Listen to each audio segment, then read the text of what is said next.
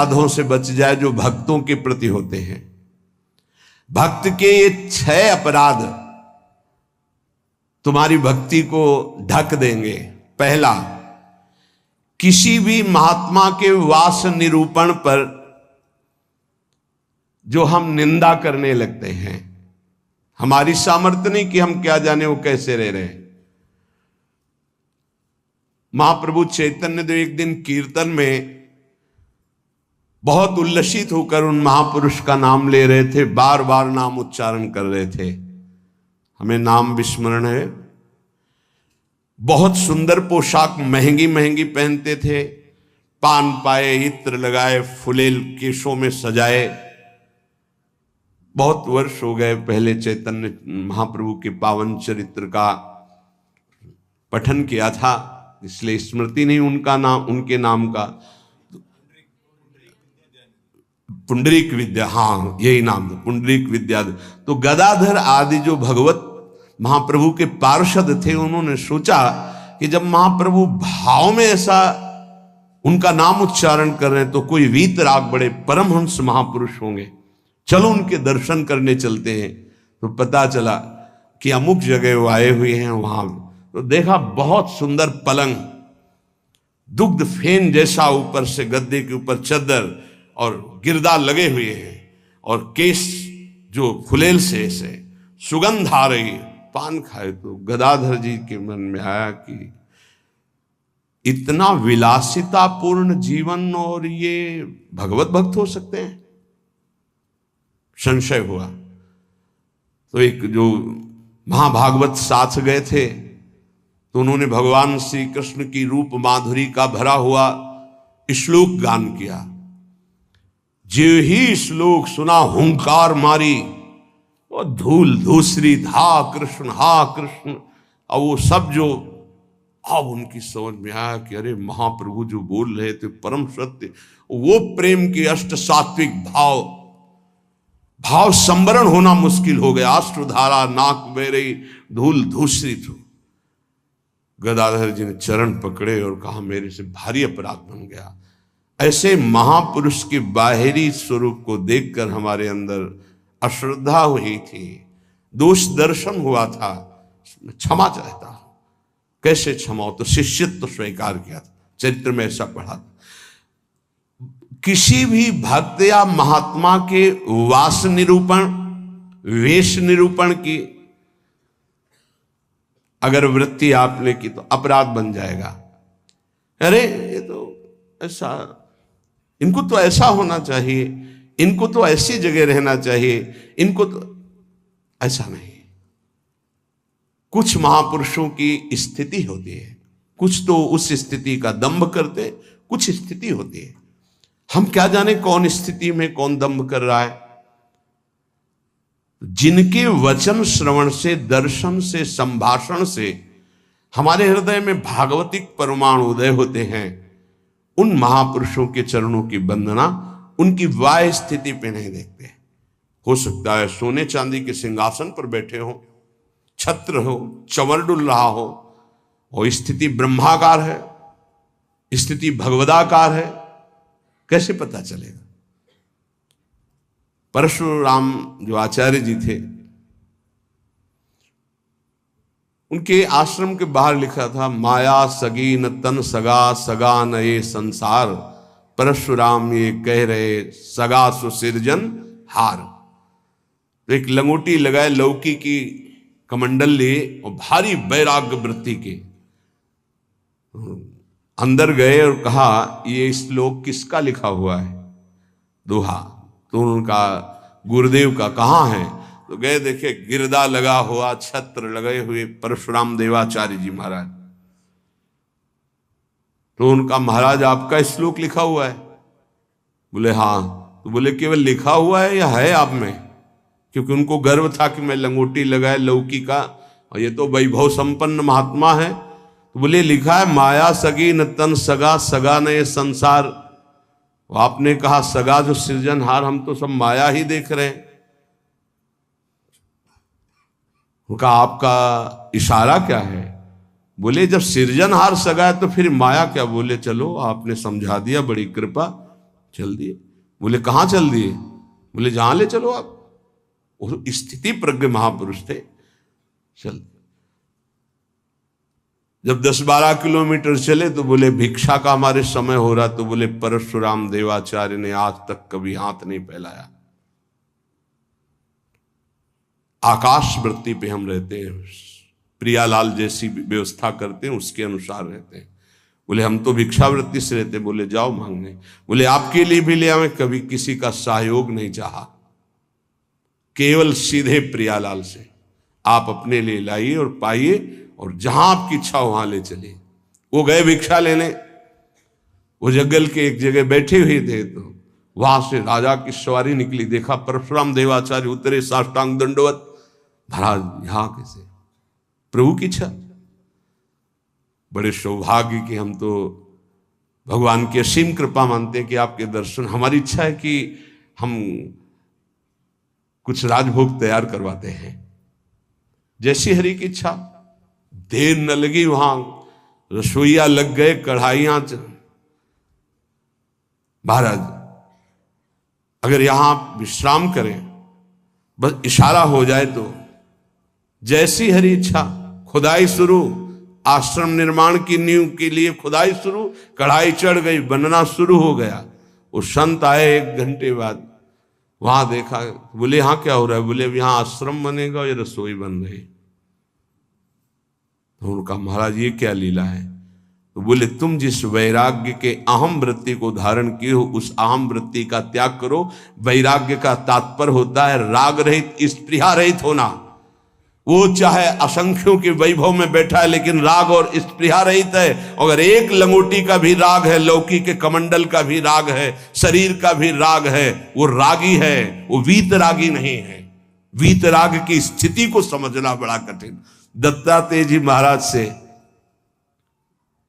यही पूछा कि आप कोई कर्म नहीं करते, कर्म ना करने वाले को विषय नहीं मिलता, और विषय सेवन ना करने से ऐसा स्वास्थ्य कैसे हो सकता है आपका? तो उनका मैं अखंड प्रसन्न रहता हूं, इसलिए ये भोगों से स्वस्थ नहीं हूं, मैं अखंड प्रसन्नता को प्राप्त। कभी राजमहलों के राजसैयाओं पे शयन करता हूं, तो कभी राख की ढेर पर शयन करता हूं, कभी बड़े बड़े राजाओं से सम्मानित होता हूं, तो कभी फुटपाथ में लेटकर अपमान को भी प्राप्त करता हूं। मुझे न सम्मान ना अपमान, किसी का प्रभाव नहीं। इसलिए किसकी क्या स्थिति कैसे जाना जा सकता है? तो हम किसी का वास निरूपण आदि, वेश निरूपण आदि करके किसी की निंदा करेंगे तो पता नहीं कितना महाभागवत है, हमसे अपराध बन जाए। दूसरा ज्ञान निरूपण। कुछ संत भगवान ऐसे होते हैं जो कुछ नहीं बोलते। अरे इनको कोई ज्ञान तो है नहीं, कुछ बोलना तो आता, क्या बोलना ही कोई साधुता है क्या? पता नहीं उसकी कितनी ऊंची स्थिति है, कैसे कोई जानेगा? इसलिए किसी संत के रूप में विराजमान जो भगवान हैं, उनके ज्ञान निरूपण करके निंदा न कर। इनको कुछ नहीं आता। आजकल यही है, केवल बुद्धि की धरा से देखा जाता है। अरे वो तो बोल नहीं पाते हैं। वो तो महापुरुषों की स्थिति को जानना कोई महापुरुष ही जान सकता है, दूसरा नहीं जान सकता। इसलिए ये अपराध न करे कभी कि किसी के संत के ना बोलने से ये समझ जाए कि अरे इनको कोई ज्ञान नहीं है। भला ये क्या जाने शास्त्र की बातें, पढ़े लिखे तो लगते नहीं हैं। पढ़ा लिखा होना भी बहुत सौभाग्य का विषय है और कहीं कहीं दुर्भाग्य का विषय है। तो एक आए थे, इतने कागज में उनकी डिग्रियां केवल उनके शिष्यों ने भेजी थी कि हमारे गुरुजी दर्शन करने आ रहे हैं। तिरुपति बालाजी से विद्वता की मूर्ति, साष्टांग दंडवत और क्या क्या भगवत प्रसादी। वो ऐसे लग रहे थे कि एक शब्द नहीं आता। मतलब बड़े बड़े शंकराचार्यों को पढ़ाया था उन्होंने, उनकी वो शिष्यों ने जो दिया था उसमें दिखाई दे रहा। बड़े बड़े शंकराचार्यों को उन्होंने विद्या पढ़ाई थी। विद्या विनयम ददाति, वो देखने को मिला कि विद्वान में कैसी दैन्यता होती है। कबीरदास जी के पास एक विद्वान दिग्विजयी भेजा गया शास्त्रार्थ के। तो उनका भैया हमको कोई शास्त्रार्थ वार्ता नहीं करना। तो बोले काशी के विद्वानों ने कहा यदि आप आप हार लिख दिए, पूरी काशी हार गई। बोले ऐसी बात? तो पढ़ के समझे कि समझ के पढ़े हो? पोथी पलटाते रहे, सरस्वती काम नहीं करी। पढ़ के समझे कि समझ के पढ़े हो? आखिरी बात शिष्य बन गए थे, बहुत बड़े भगवत अनुरागी बने। तो किसी भी संत के प्रति ये भाव नहीं कि ये पढ़े लिखे नहीं है, बोल नहीं पाते, तो इनको कोई ज्ञान नहीं है। तीसरा, किसी संत की जाति निरूपण कर देना बहुत बड़ा अपराध है। देखो ये जो जाति पाति है ना, ये धर्म का पालन करके भगवत प्राप्ति के लिए थोड़े समय तक के लिए सहयोगी नहीं। हम आपको बताएं, एक ही कपड़ा है और एक ही पहनने वाला है, बस इतनी खास बात समझ लो। कपड़ा सबका पांच भौतिक, पहनने वाले सब अविनाशी भगवान के अंश, कोई अंतर नहीं है। बस अंतर बनाया गया है इस अंतर को मिटाने के लिए कि हम साधन पद्धति से अपने अपने धर्म का पालन करते हुए परम धर्म भगवान को प्राप्त, लेकिन जो परम धर्म में स्थित है, भागवत धर्म में, उनकी जाति निरूपण नहीं करना चाहिए कि ये तो सुना है कि अमुक जाति के संत हैं, बड़ा अपराध होता है, बड़ा अपराध। ऐसा कभी नहीं करना चाहिए। हाँ, चरण रज लेके माथे पे लगा, अहो वत्सो पचतो गरीयान यज्ञभ्यागे वर्तते नाम तुभ्यम। देखो राजसूय यज्ञ में पूर्णता स्वपच वाल्मीकि की पूजा करवा कर श्री भगवान ने इसीलिए करवाई, इसीलिए करवाई। सब बड़े बड़े महापुरुष आए थे, लेकिन दैन्यता की मूर्ति भगवत भाव में निरंतर डूबे हुए स्वपच वाल्मीकि जी की आराधना करवाई कि पूर्णता उन्हीं से हुई। जो दैन्य है वो महाभागवत किसी जाति पक्ष से नहीं देखा जा सकता कि अरे ये तो ऐसा, जो देखेगा तो उसके सुकृत नष्ट हो जाएंगे। पूज्य बाबा। चौथा, वृत्ति निरूपण। ये तो पढ़े ही रहते, हमने कभी इनको माला लिए तो देखा नहीं, और कुछ भजन ध्यान तो करते नहीं है, इसलिए तो केवल हमें लगता है कि बस खाते पीते हैं इसी में, और कोई भजन नहीं। ये हमने संतों को देखा है। एक संत भगवान 8 बजे सुबह उठते थे गंगा नहाने के लिए, 8 बजे सुबह, पर वो एकांत में, तो लगता 8 बजे सुबह गंगा स्नान करते हैं, प्रायः 3 बजे स्नान हो। तो एक दिन जिसमें वो शयन करते थे उसमें गए, काफी बड़ा था, एकांत में आसन की। आज इनकी वृत्ति देखेंगे क्या है। बहुत ही गंभीर मुद्रा में वो रहते थे, पर प्रायः पूरे आश्रम में था कि ये प्रमादी हैं, सोते रहते हैं। 11 बजे तक उनको जगते पाए हम, जहां सब लेटे उनको उठ के बैठ गए, वो लेट गए थे, उठ के बैठ गए। 3 बजे तक बिल्कुल एक आसन पर, 3 बजे फिर लेट गए, 8 बजे सुबह। संतों को जानना बड़ा कठिन है, उनकी क्या दिनचर्या है, वो कैसे भाव में रहते हैं। केवल बाहरी व्यवहार देख करके उनकी निंदा कर देने से सुकृत नष्ट हो जाएंगे, भक्ति ढक जाएगी। स्वरूप निरूपण। ये महात्मा में तेज तो है नहीं चेहरे में, ये तो ऐसे ही मालूम देते हैं, कोई साधु तो नहीं, क्योंकि चेहरा नहीं बता रहा है। नहीं, ऐसा नहीं है। अगर महात्मा की पहचान करनी तो तुम्हें महात्मा होना पड़ेगा। महात्मा बनकर ही महात्मा को पहचाना जा सकता है, दूसरा नहीं पहचाना जा सकता। बाहर से किसी के रूप को देखकर थोड़ी तुम जान सकते हो कि रूप तो आप गौर से देखिएगा, किसी किसी के मांस भक्षण करने वाले का भी चमकता रहता है। मलाई रबड़ी खाने से भी रूप चमकने लगता है, थोड़ा सा संयम रखे तो उससे भी चमकने लगता है। अब वो महात्मा किस कोटि का भजन कर रहे हैं, कोई रूप से थोड़ी महात्मा का लेना देना होता है। अब श्रीधर बाबा की छवि जब लगे तो आप देखना, लंगोटी है, हड्डी हड्डी दिखाई दे रही, गाल चिपकी हुई, आंखें धसी हुई। आपको पता है, खुद देखे हुए हैं कि 24 घंटे भजन में मगन। तो किसी महात्मा के रूप को देख करके ऐसा कोई रूप निरूपण करेगा तो उससे अपराध लग जाएगा। और प्रायः ध्यान नहीं दिया जाता ऐसा। धातु निरूपण, भगवत विग्रह ये पाषाण का है कि ये धातु का है, सामने पूछे ये पत्थर के भगवान है कि इसमें अष्ट धातु के। घोर अपराध बुद्धि। भगवत विग्रह सामने नहीं, भगवत विग्रह साक्षात अर्चावतार भगवान है, भाव उसमें। ये नहीं कि सामने जाके पूछे संगमरमर के बने हुए कौन सी धातु के बनी हुई भगवान है, ये अपराध। धातु निरूपण भगवत विग्रह या भगवत भक्त के पास। जैसे वैराग्य में धातु स्पर्श निषेध किया गया है, या तो सन्यास में नारियल का पात्र और वैष्णव जनों में रज का पात्र। धातु के पात्र के प्रयोग का निषेध है वैराग्य में। लेकिन जो महापुरुष हैं, मान लो उनको सोने की उथाली में पा रहे हैं, उनकी क्या स्थिति है। अब हम देख करके अपने वैराग्य का वहां भाव थोपे, वो स्थिति उनकी क्या है। वैराग्य का भाव थोपे तो फिर अपराध बन जाएगा। किस स्थिति में कौन महापुरुष है जानना मुश्किल है। सबको भाव से नमस्कार करके हम अपने भाव को सुरक्षित रखते हैं। तो वास निरूपण, ज्ञान निरूपण, जाति निरूपण, वृत्ति निरूपण, स्वरूप निरूपण, धात निरूपण। वृत्ति निरूपण में ये भिक्षावृत्ति तो करते नहीं, केवल भंडारा खाते हैं। आपको क्या पता किसकी क्या स्थिति है, वो कैसे।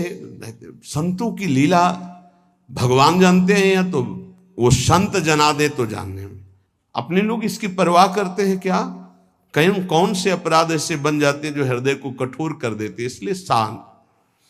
ब्रज में मुझे एक महात्मा मिले थे, उन्होंने मुझे कुछ उपदेश दिए। मैंने उड़िया भाषा में अपनी डायरी में लिखे थे। उन्होंने उपदेश दिए कि अगर ये आपके अंदर भाव आ जाएगा, लक्षण आ जाएंगे, तो आपको भगवान अपनी तरफ से आके दर्शन दे देंगे। बड़े महात्मा थे, तो बाबा ने उड़िया भाषा में अपनी डायरी में लिखा था, उसका हिंदी लिपि में यहां वर्णन है। पहला, भजन करते हुए अपने को सबसे दीन मानना। अपने आप भगवत साक्षात्कार हो जाएगा। भजन करते हुए अपने को सबसे दीन मानना, इससे कोई अपराध ही नहीं बनेगा, कोई अपराध नहीं बनेगा। लिख लेना चाहिए। भजन करते हुए साधक को अपने को सबसे दीन मानना, सबसे। आदेश त्रणादपि सुनिचेन। दूसरा, किसी से भी कपट पूर्वक वार्ता व्यवहार ना करना। निष्कपट व्यवहार करने में क्या जाता है। अपने भगवत मार्ग के पथि के, चाहे गृहस्थी हो चाहे विरक्ति हो। कपट का मतलब होता है अंदर कुछ और है, बाहर आप कुछ और दिखा रहे हैं। ये नहीं होना चाहिए। जो अंदर वो सीधे बाहर, जो बाहर बोल रहे हैं वही आपके अंदर चलना चाहिए। मोहि कपट छल छिद्र न भावा, भगवान कहते हैं। तो कैसे दर्शन दे देंगे आप कपट पूर्वक व्यवहार करते। निष्कपट व्यवहार, कपट पूर्वक व्यवहार ना करना, ये दूसरा। तीसरा, अपनी जिह्वा से कभी असत्य भाषण ना बोलना। इसका बहुत नारायण स्वामी जी ने भी इस पर बहुत जोर दिया था कि जिस जिह्वा से नाम जप करते हो झूठ नहीं बोलना चाहिए, तभी नाम सिद्ध होगा। नाम तभी सिद्ध होगा। नाम सिद्ध होने का तात्पर्य बिना प्रयास के चले। ये सत्य भाषण भगवत स्वरूप है। सत्य बोलने से बढ़कर कोई पुण्य नहीं संसार में, और झूठ बोलने से बढ़कर पाप नहीं। नहीं असत्य सम पातक पुंजा। चौथा, जो तुम्हारे सामने आवे और तुमसे बात करे या दृश्य दिखाई दे, उसे तत्काल पहले मन से प्रणाम करो। बिना प्रयास के भगवत साक्षात्कार हो जाएगा। चराचर जगत में जो तुम्हारे सामने, जैसे कोई व्यक्ति आया है तो राधा वल्लभ लाल जी आपकी जय हो, अंदर से मेरे प्रभु, अब बात करो। कोई भी कुछ भी, पहले प्रभु, ये वस्तु पहले नहीं थी, प्रभु थे, और ये बाद में नहीं रहेगी, प्रभु ही रहेंगे। तो वर्तमान में हम वस्तु के अंतर्गत प्रभु को देखते हैं। पांचवा, ना मेरा तन है, न मेरा मन है, न मेरा धन है, न मेरे प्राण है, ये मैंने सब कुछ प्रभु को समर्पित कर दिया। धैर्य पूर्वक देखिए। अब आपको क्या चिंता रह गई? जब तन प्रभु को दे दिया, मन प्रभु को दे दिया, अपना सर्वस्व प्रभु को दे दिया, तो बोले इसका फल क्या मिलेगा? ये यथा माम प्रपद्यन्ते तास तथैव भजाम्यहम्। प्रभु अपना सर्वस्व आपको दे देंगे, अनुभव में आ जाएगा। प्रभु अपने आप को दे देंगे, अति उदार करुणा वरुणालय प्रभु। अगर आप थोड़ा सा भी अपनापन करेंगे तो उनका थोड़ा सा अपनापन बहुत बड़ा होता है। अपने तन मन धन सर्वस्व पर अपना अधिकार न करके अपने प्रभु का अधिकार। छठवां, एकमात्र पूर्ण श्रद्धा अपने आराध्य देव में, मेरी लाडली, मेरे प्रियालाल। सातवां, सदैव पराधीन रहना। अगर गुरुदेव के अधीन हो, इष्ट देव के अधीन हो, तो माया तुम्हें अधीन नहीं कर पाएगी। अगर इष्ट देव और गुरुदेव की अधीनता स्वीकार नहीं करोगे तो माया अधीन कर लेगी।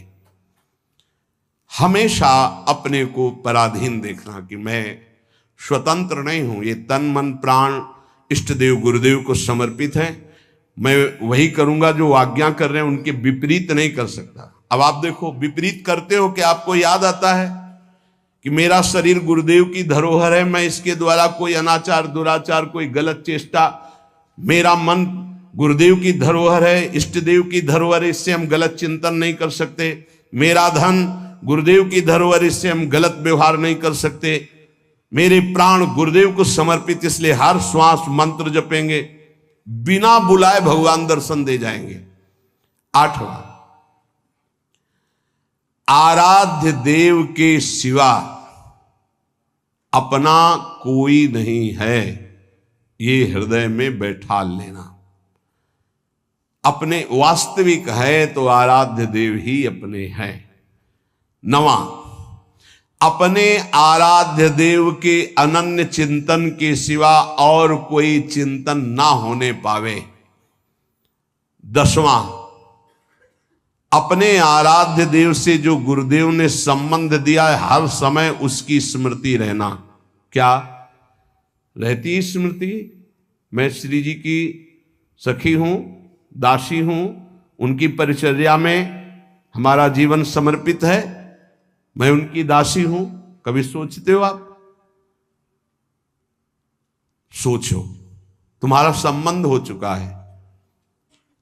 कोई ऐसे नहीं कि तुम्हें केवल सोचना ही है, तुम्हारा संबंध हो चुका है, तुम्हारा पाणी ग्रहण हो चुका है। श्री जी ने तुम्हारे पाणी को स्वीकार कर लिया, ग्रहण कर लिया है।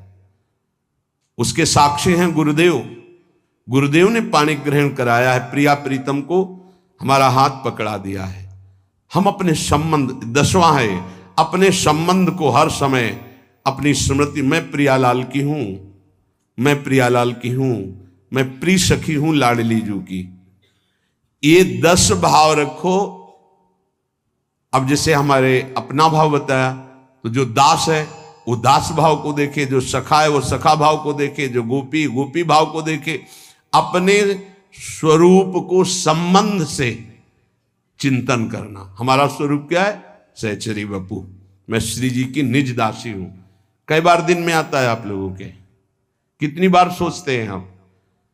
जबकि यहां हर चेष्टा करते हुए उसी भाव में रहना है। अगर ये 10 भाव हृदय में आ गए तो कह रहे हैं किसी भी तीर्थ में जाओ या ना जाओ, कोई और साधन करो ना करो, तुम्हें भगवत साक्षात्कार हो जाएगा।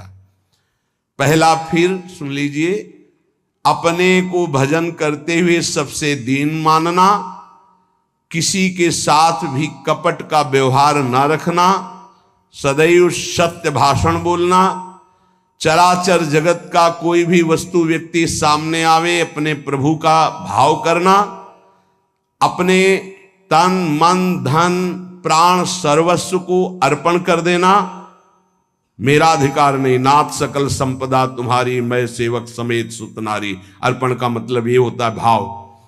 छठवां, अपने आराध्य देव में ही पूर्ण श्रद्धा समर्पित हो जाना। सातवां, पराधीन रहना इष्ट के, गुरुदेव के। आठवां, आराध्य देव के ही अनन्य चिंतन में लगना, आराध्य देव के सिवा कहीं अपनापन न होना। नवां, चिंतन करते करते तन्मय स्थिति आ जाए तब उसे सही माने में चिंतन कहा जाता है। सामने ललित त्रिभंगी लालजू और प्रियाजू की बाह श्री लालजू के गले में है। मनोमृणाल भूषण भूषित भुज श्यामंश पर डाली दिखाई दे रहा है। अब हमारा चिंतन चल रहा है, गाढ़ चिंतन, युगल सरकार चिंतन, इसे कहते हैं अनन्य चिंतन।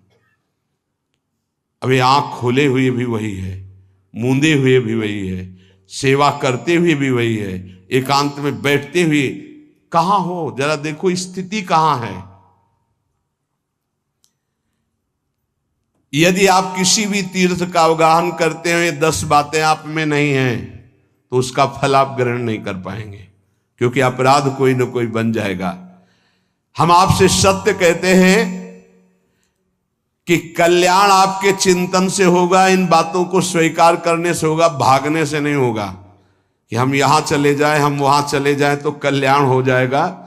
अगर आपका आंतरिक चिंतन इन बातों में है तो आपके अंदर वो सामर्थ्य जागृत हो जाएगी कि आप प्रभु को देख सकते हैं। इसलिए जो सत्संग है उसे बार बार सुना जाए, उसका मनन किया जाए और अपने हृदय में धारण किया जाए तो हमारा इसी जन्म में अंतिम जन्म माना जाएगा और भगवत साक्षात्कार हो जाएगा। जहां तक गुरु कृपा से प्रयास है, कथन श्रवण करके यही प्रयास है कि संसार की असत वृत्तियां छूटें और भगवत प्राप्ति हो जाए, हमें भी आप सबको भी। जिनको ये नहीं चाहिए तो भूल मत करना, यहां कुछ लाभ नहीं मिल पाएगा, यहां नहीं मिल पाएगा। यहां लाभ अगर मिल पाना है तो एकमात्र अध्यात्म का लाभ मिल सकता है। यहां कोई आशीर्वाद, ये भीड़ लगाना कि हम कोई जादूगर हैं, कुछ चमत्कार कर देंगे, तो बिल्कुल कुछ नहीं होने वाला। हम तुम्हें हाथ उठा कहते हैं, हो जाए, तुक्का लग जाए तो तुम्हारे पुण्य, पक्की बात समझ लो। तुक्का लग जाए कि आप कामना करके आए, कामना की पूर्ति हो गई तो आपके पुण्य, हमारा कोई उसमें लेस मात्र भी सहयोग नहीं है। पुण्य आए वृंदावन धाम संत दर्शन के, आपकी भावना, आपकी कामना पूर्ण हो जाए, वो आपका भाव। हमारा लक्ष्य है भगवत प्राप्ति। अगर आपके हृदय में भगवत प्राप्ति की लालसा है और आप आगे बढ़ रहे हो तो हम हृदय से आपका स्वागत करते हैं और हमारी प्रियालाल की कृपा वृत्ति आपको उठाती चली जाए और आप इस संसार, राग, आसक्ति, ममता, चिंता, शोक, मृत्यु, भय, इससे ऊपर उठे। बस हमारी आशा यही है। जो प्रयास है सत्संग का या एकांतिक का, उसका फल केवल यही, भगवत संबंध दृढ़ हो जाए, भगवत प्राप्ति हो जाए। और जिसको ये लक्ष्य नहीं है तो हमें लगता है कि समय बर्बाद ना करे, दूसरी जगह खोज ले जहां उसकी मनोकामनाएं पूर्ण होंगी। यहां नहीं हो सकती। बिल्कुल समझ लीजिए, यहां कामनाओं का नाश होता है, कामनाओं की पूर्णता नहीं। यहां कामनाओं की निवृत्ति होती, कामनाओं की पूर्ति नहीं। यहां यदि हम कामनाओं की पूर्ति की भावना लेकर के आएंगे तो शायद है कि तुम्हें असंतोष हो जाए। बिल्कुल पक्की बात समझो। और कामनाएं अगर पूर्ण होती हैं तो वो कोई खास बात नहीं है। जन्म जन्म से सब कामनाएं भोगते चले आ रहे हैं। एक कामना जागृत हो जाए कि मुझे भगवान की प्राप्ति करनी है तो हमारा सत्संग सार्थक, हमारा एकांतिक सार्थक, हमारा जीवन सार्थक। इस संसार का नाम मृत्युलोक है, यहां सबको मरना है। सीधी बात सुनो, मरना है, आज नहीं तो कल, कल नहीं तो परसों, चाहे बीते बरसों, अंतिम परिणाम शरीर छूटना है। जब शरीर छूटना है तो सब कुछ छूटना है। तो इसलिए हम इसका महत्व नहीं रखते। दुख सुख भोग कर समय काट लो, राधा राधा राधा बोलो, और जन्म जन्मांतरों के पापों का नाश करके परमानंद में निमग्न हो जाओ। हमारा लक्ष्य यही है। आज बनावटपन बहुत पसंद किया जाता है।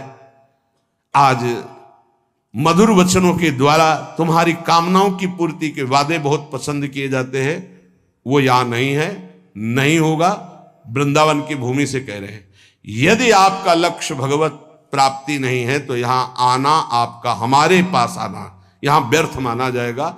आप अन्यत्र देख लीजिए।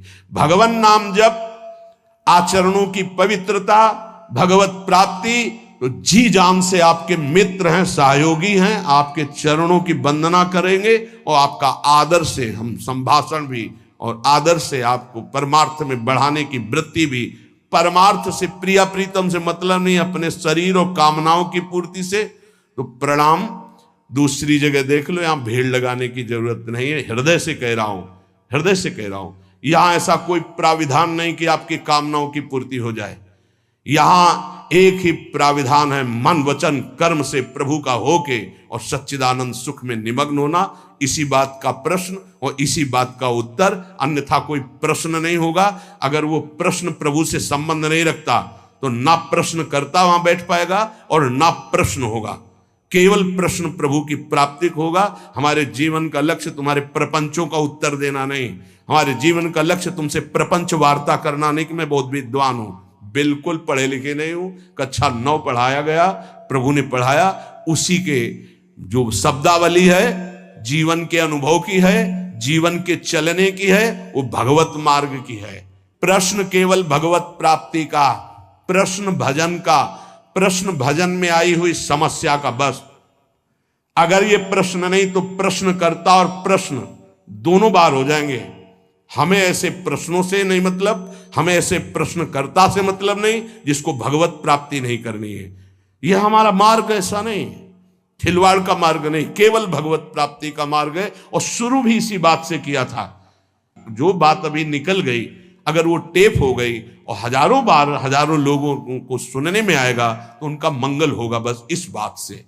अब वो एक अलग रूप होता चला जा रहा है। फालतू के जो प्रश्न जिनका हमसे, हमारे भागवतिक मार्ग से कोई संबंध नहीं है, ऐसे प्रश्न ना हम सुनेंगे ना ऐसे का उत्तर दे पाएंगे। हमारी क्षमता नहीं है, क्योंकि हमारे केवल प्रियालाल भगवत प्राप्ति की वार्ता, अन्यथा मौन, श्रवणेन्द्रिय बंद। क्योंकि बहुत कम समय जीवन का बचा है जो प्रियालाल में जाए, हमारा भी और आपका भी। पता नहीं है कौन सी श्वास आखिरी हो। व्यर्थ के प्रपंच में समय नष्ट करना यह बर्दाश्त नहीं। इसलिए भगवत प्राप्ति के मार्ग में चलने वाले उपासकों का स्वागत है। जो हृदय में है, जो गुरुदेव प्रताप है उसमें साझा है आपका। यदि भगवत प्राप्ति नहीं तो राधा वल्लभ श्री हरिवंश, भीड़ लगाने की जरूरत नहीं। हम अयोग्य हैं, हम आपकी कामना पूर्ण नहीं कर सकते, हम आपके प्रपंचों का उत्तर देने लायक नहीं हैं। आप कहीं और स्थान देख लीजिए।